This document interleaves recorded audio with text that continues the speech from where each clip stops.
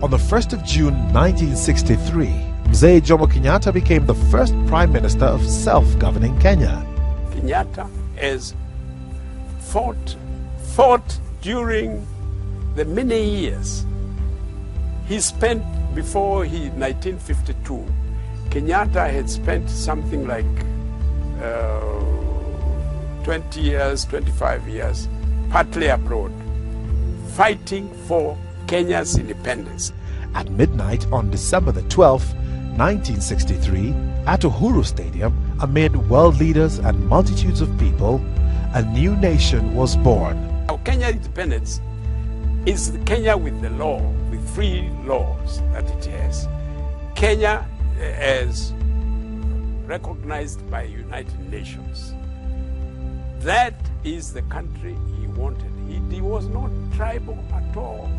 And a year later, on the 12th of December 1964, Kenya became a republic with Kenyatta as its first president. Harambe! Na mashamba yetu harambe!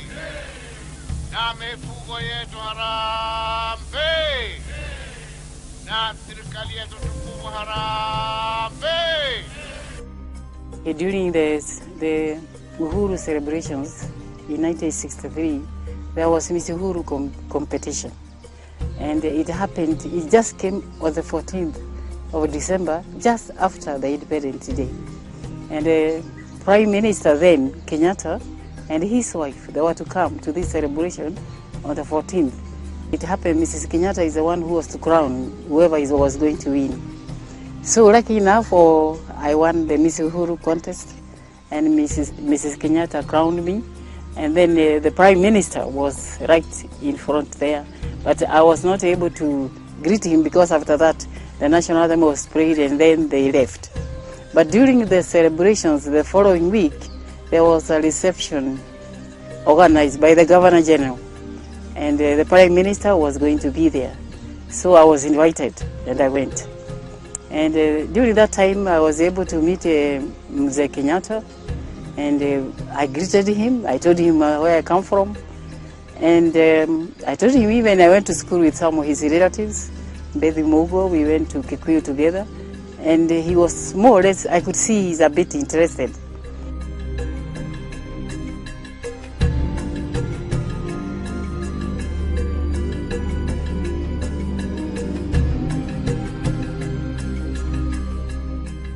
My first contact with the late President Kenyatta was when I was called for interview. In the past, the army commander just sent an officer there. But this time round, the president wanted to interview the officers for the position of the ADC. So I went there for interview.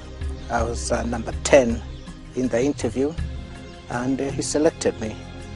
I always remember when he asked me to read a passage in a newspaper as part of the interview. I think he just wanted to know whether I can speak English. So he said. So that was my first contact with the president, and of course I was very nervous, being an army officer, very disciplined, going before my commander-in-chief. This was quite a challenge. But I was picked and given the position to serve as an ADC,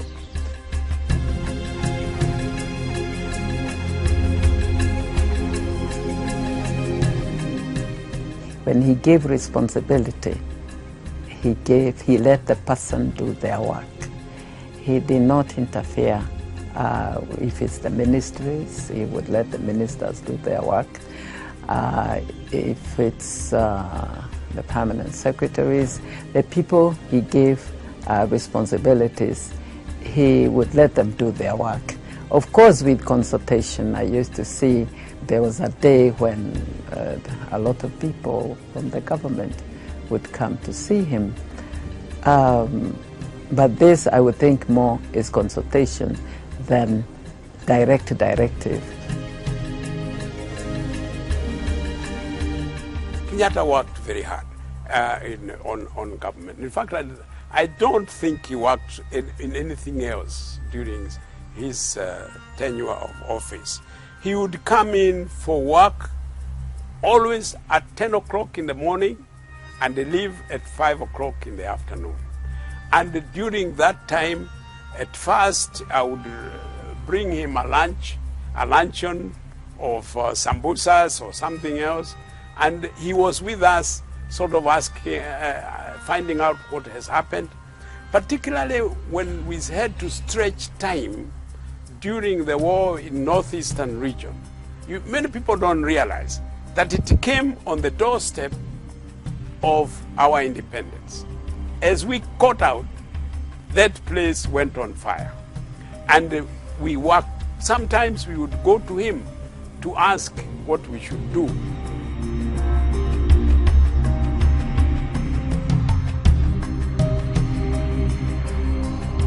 I had to work very closely with Foreign Affairs because any functions going on State House, I was more or less in charge. I mean, when it is protocol side of it. But I have to work with Foreign Affairs because, you know, the way they work, and us, we have our own protocol. So every morning I have to see about who is coming, what are they going to eat, what are they going to drink. Make sure everything is okay. You know, social work involves that everybody is taken care of, like his guests. When he's traveling, again, I have to make sure everything is up to date wherever he's going.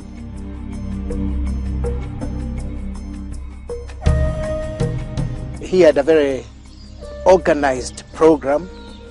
Not everybody came to State House. We had a specific program for him, and he saw people according to the times which were laid out, and he stuck to those programs. Of course, during those times he met many heads of state, and as always besides him, and I helped him whenever I can, and I think he was a great person to work for.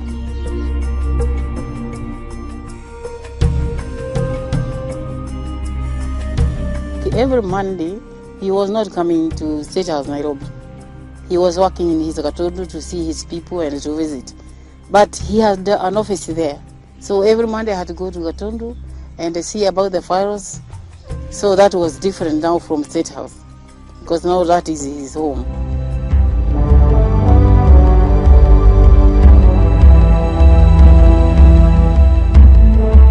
I remember when matatus were beginning, the bus companies came to Gatundu, because on Mondays they would have public people coming, delegations, that is. And these matatu people, bus people, said to Mzee, you know, now the matatus are taking all the business. We bus companies, now we have no business, we'll have to close. And he told them, that's not a problem. Just sell the buses and buy matatus.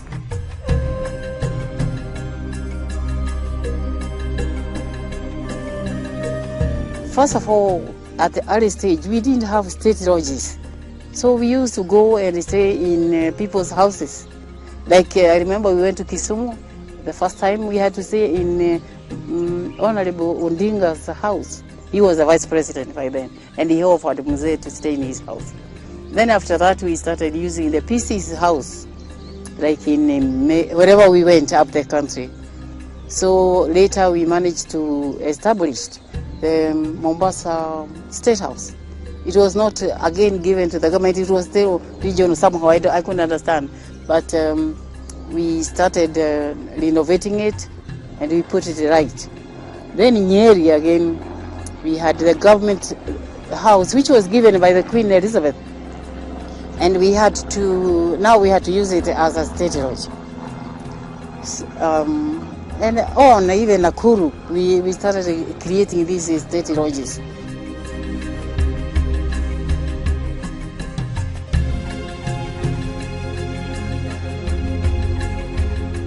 He came to State House maybe at 9:30 or 10 o'clock, and then from there his program started.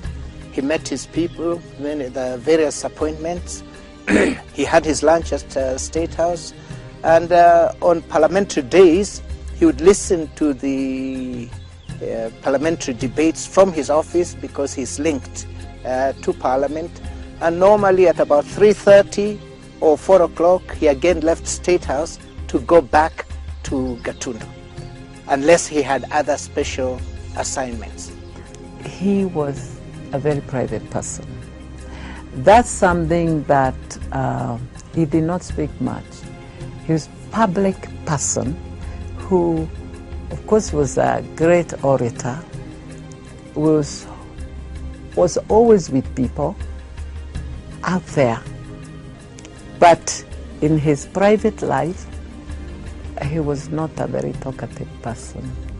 And that are two contrasts which I think are very special.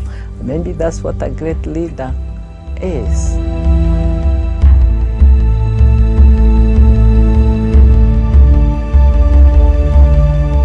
He did not like gossips, because anything which you talk about somebody else, he will be with that somebody and call you and tell you, now tell me what you are telling me about this person.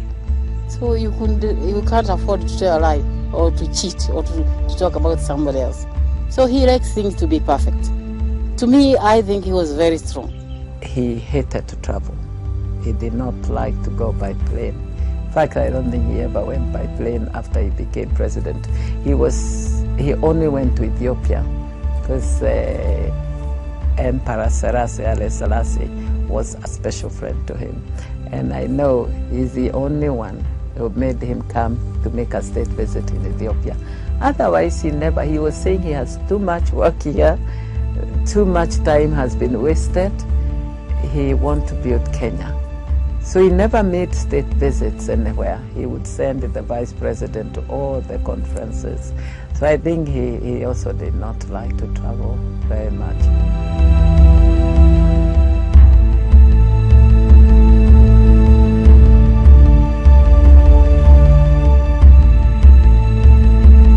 He was a very strict person.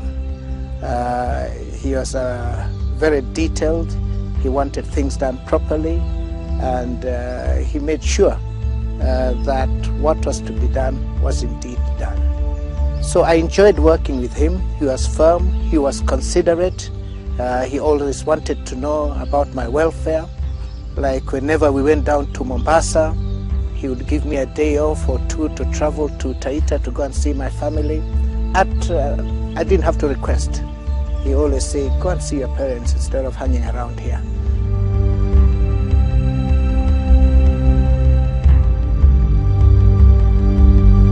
He lived in Gatundu. He never lived at State House during his whole time. So I think he divided the time. He saw during the day as his working time, and he was at State House, and evenings he spent with family as well as weekends. I think he valued the long absence he had away from the family. As you know, he had lived overseas for quite a long time when he was fighting for the country's independence, liberation. Then when he returned home, again, after a few years, he was arrested and put in castration and detention. So he missed family, I believe. So whenever he had time to be with the family, he made use of that time. I remember, like, if it's Christmas, important days, we would spend as family. There was also a day dedicated to family. It was known as Wakaruaya. And that day, we would be all the members of the family from my father's household and from the late president's household. And that day he presided over, and it had to take place.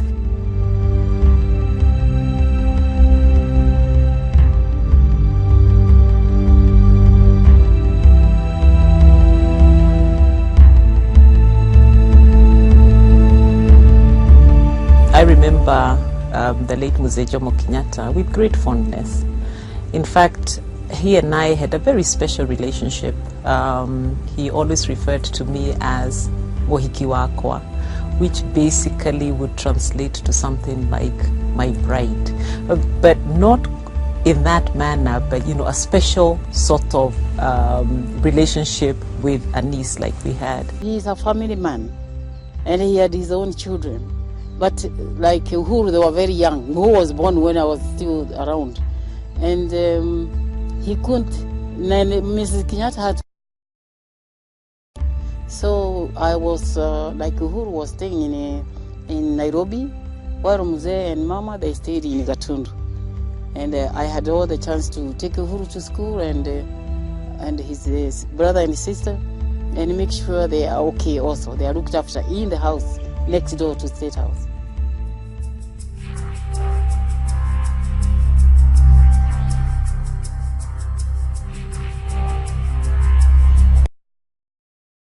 About him is his patience and the time he had with each individual member of the family. He took the time to listen to us. He took the time to want to know what we were all doing at each particular time. And he listened with great patience and treated each one of us as individuals. And at any one time, you could count on him to remember if you're having challenges, you'd always advise. And I think to me that's what was so outstanding about him.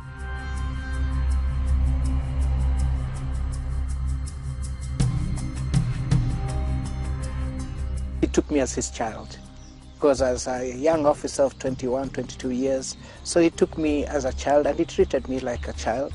And of course with my discipline, and in the process, I also got to work with the members of his family in many respects, and we did become friends. So other than being an ADC, I did become a family friend because of my being able to work with all of them. And in any case, as an ADC, you really have no choice but to work with the family, because they're always around him and you are there, and you've got to be able to relate. One other thing, of course, that the late Mzee instilled in us as his children was hard work. And he emphasized this continually and said that nothing in life was ever going to be free. And therefore, all the way from when we went to school and we started our jobs, he continually emphasized that we needed to work extremely hard and realized that we needed to earn whatever it is that we got. There was nothing for free.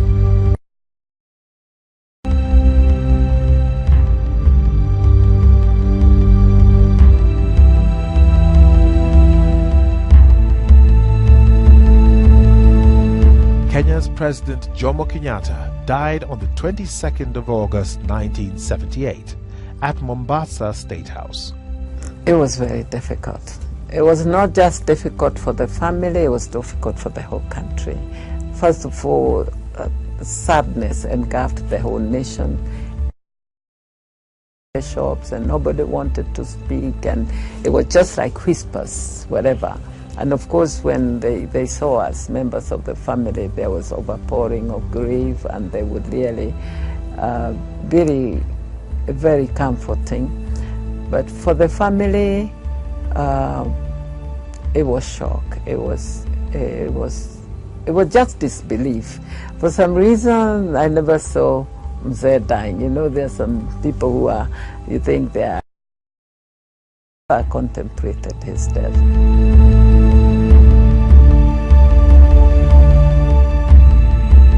It's very strange because all Kenyatta's people are not near him when he was dying. Because I just happened to be, I was involved in the Girl Guide movement, and we were going to Iran with with other ladies. And now when we reached London, I was to go to Scotland with. We caught a train, and we went. That is the same night he had died. But I must say, strange thing, and I'm saying now, I was shown Kenyatta's time when he died. Because I could hear him call, he called me and I looked, and then That was that. And then I noticed something happened, but I couldn't tell what. We were in a meeting with all the seniors of Kenya, discussing the normal programs. And while we were going on with that activity, I received a phone call on my telephone, and I was informed by the head of the civil service that our head of state had departed. So the next thing I did, obviously my colleagues noticed that there was something holding me back. I asked down his telephone, and I called him back on my telephone and asked him to inform me once again. And he told me exactly what he had informed me, that the head of state has passed away, and we would like you to announce.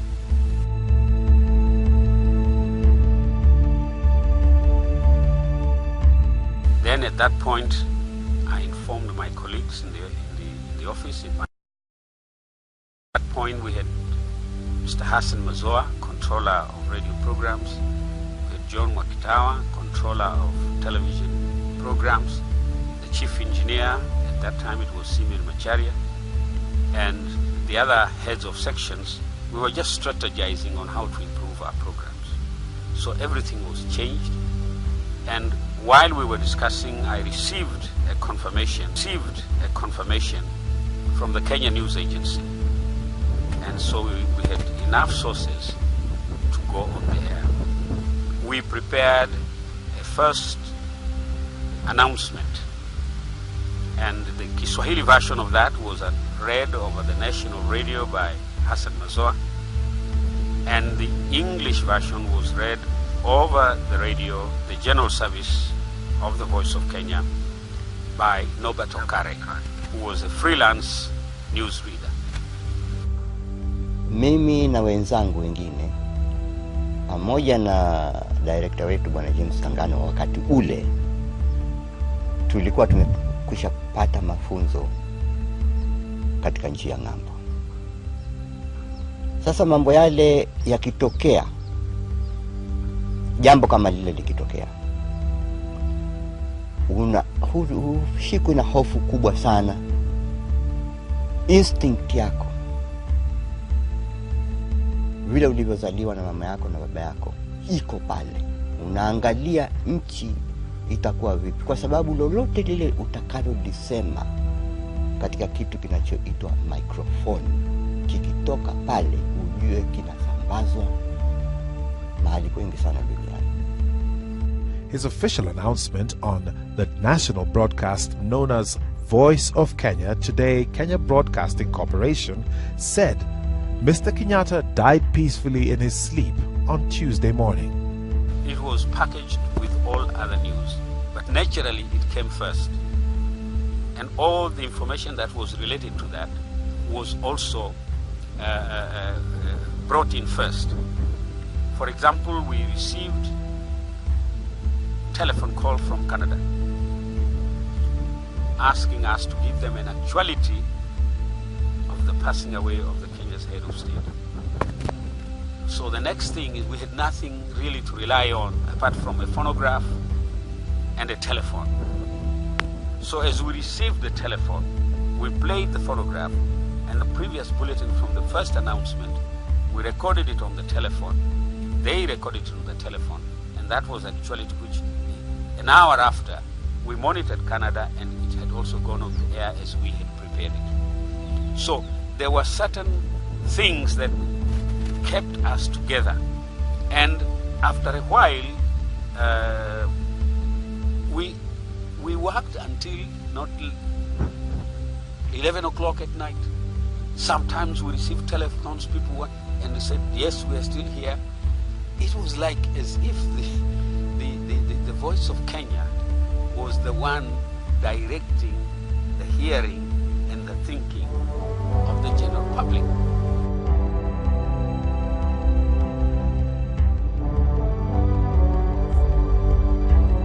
So we moved to State House. I stayed in State House with Mama Ngina and some other members of the family the whole morning period. The saddest moments, of course, was him lying there in state and we had to stand to be near to receive the people. So it's a mixture of two things. You are feeling very sad, and yet you have also to be like host to the ministers. Everybody came to pay their respect.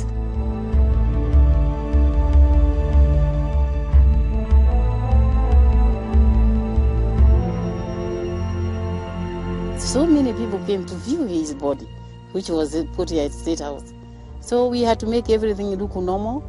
I admire also the President Moi. He was always around and was making sure things are going on well. Nothing remained. I always say I saw things moving on. We know we have lost a leader, but things went on. So we spent several days there, and the final day we took his body to Gatundu.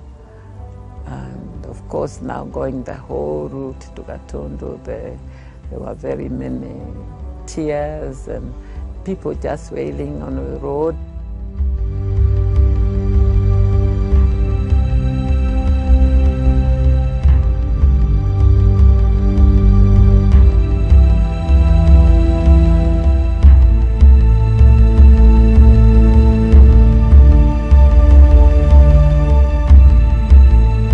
When we arrived at Gatundu, was even more. It was just a sea of people.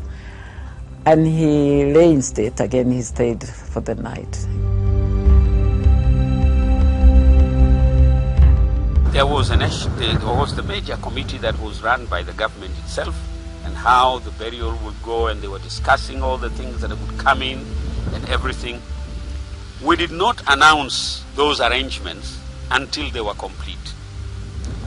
But whenever other people wanted to know what was going on, we would check that information and say, how shall we deal with this? We were asking now the officials within the government, how do we allow reports from outside? If others are reporting, said we will give that which we have done.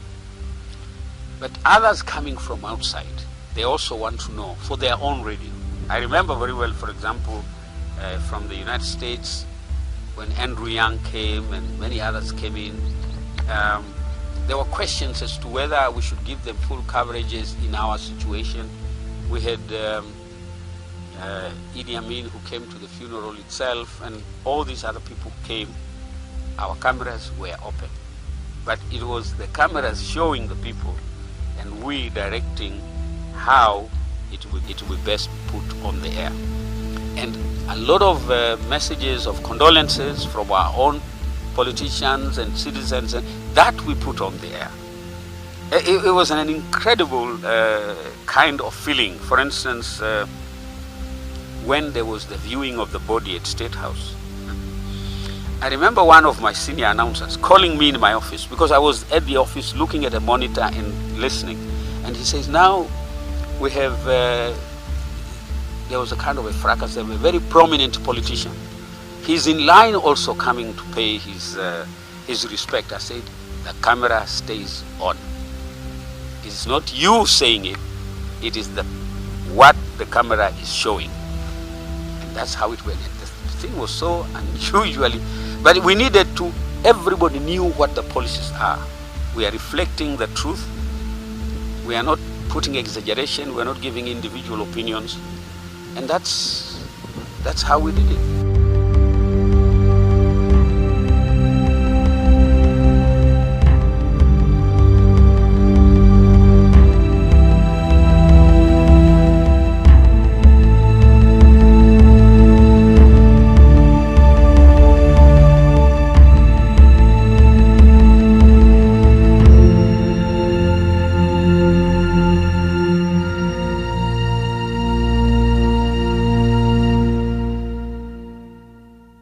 During his tenure, Kenya enjoyed political stability and economic progress.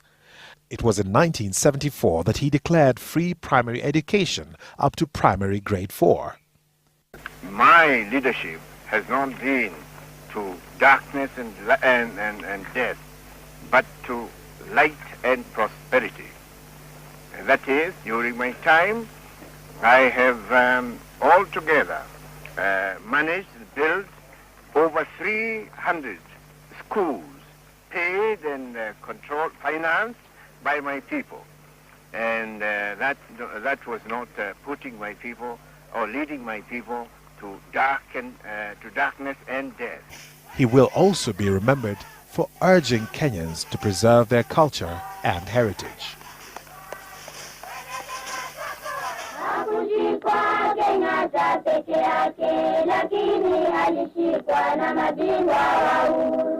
Mr. Kenyatta, how do you view KANU's sweeping success in the Kenya general election?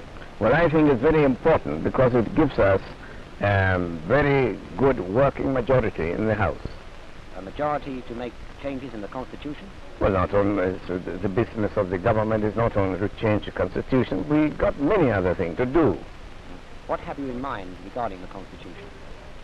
That remains to be seen. We've got to see that the Constitution works. How will you govern Kenya?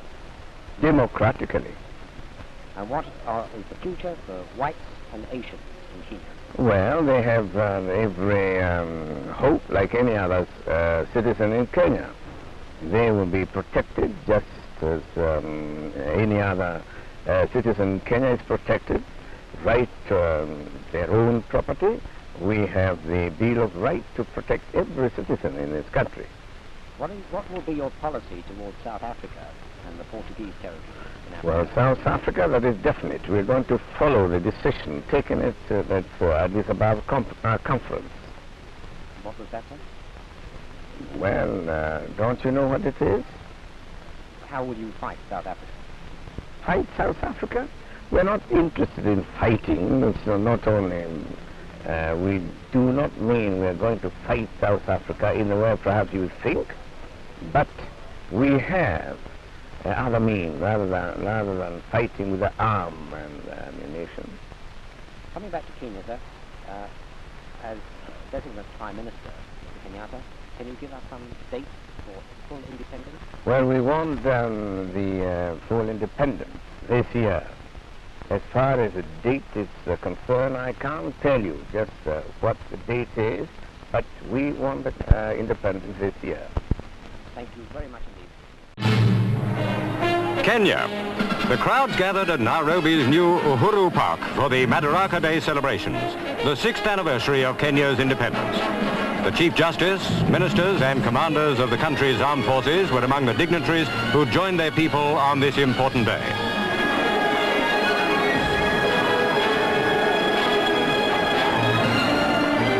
This was the last Madaraka Day before the country moved into its next general election. It was an historic occasion for Kenya and a time for President Jomo Kenyatta to review the country's achievements over the last 6 years.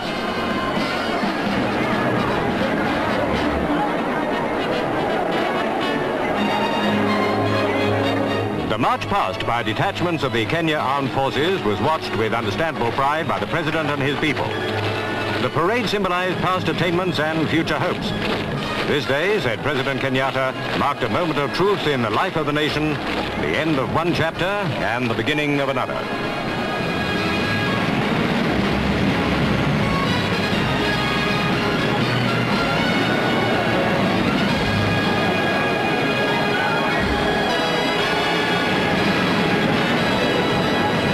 After the march past, President Kenyatta and his guests were entertained by tribal dancers from all over Kenya.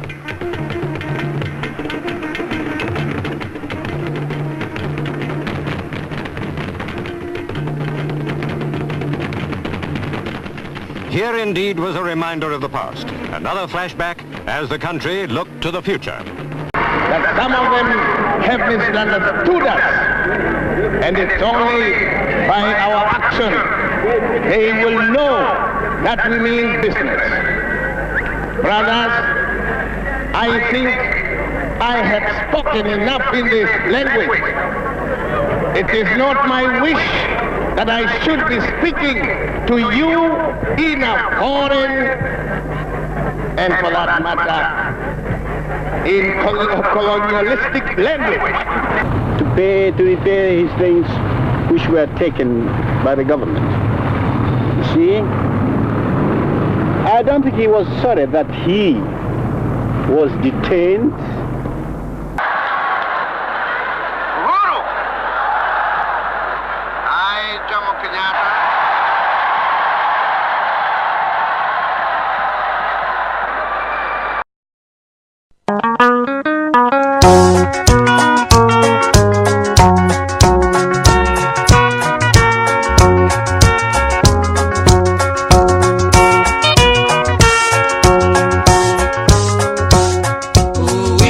Naimba siyo wimbo, ni maombi, nikiomba Mwenyezi Mungu aibariki Kenya yangu, kwa jina la Baba na la Mwana Roho Mtakatifu, amina.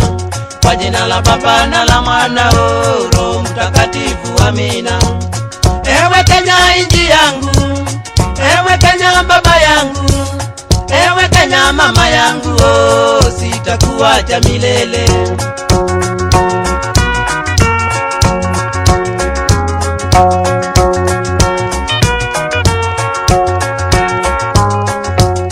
Akili zangu, nguvu zangu,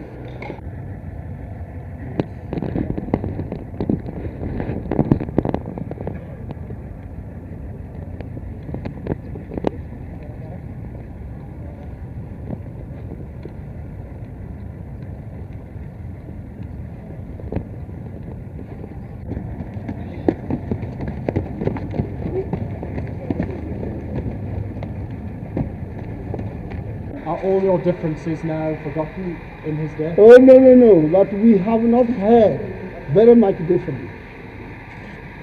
It's only the way of doing them, but the goal was very much the same.